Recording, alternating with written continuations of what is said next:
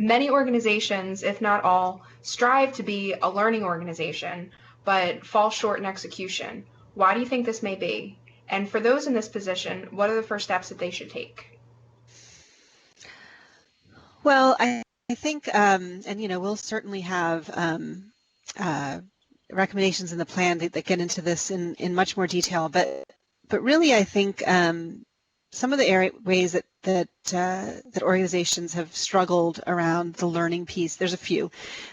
So one, I think, is around transparency and really having transparency of information and data that's being collected, and then the follow-up and feedback within the organization around what's improving, what's not improving, and sort of that continuous loop is often not happening all that effectively.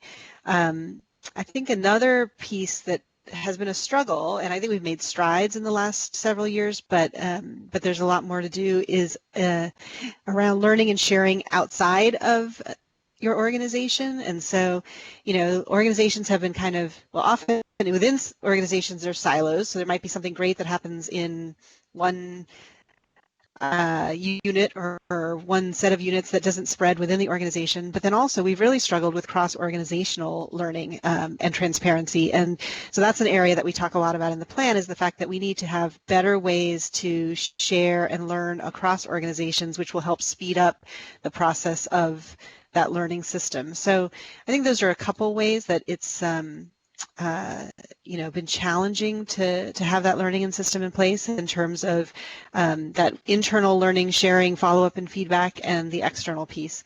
And then the last thing I'll mention is that measurement has been a real challenge.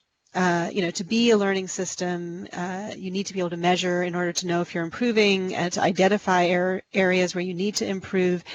And I think safety measurement has had quite a few challenges. And so, that's another area that we will touch on in the plan. And there's other work that's gone on at IHI and other places around really how we can be thinking about measurement more robustly to make sure that we actually are able to then learn and improve based on the information that we can collect. So those are some thoughts. I'm sure Jeff has many more to add.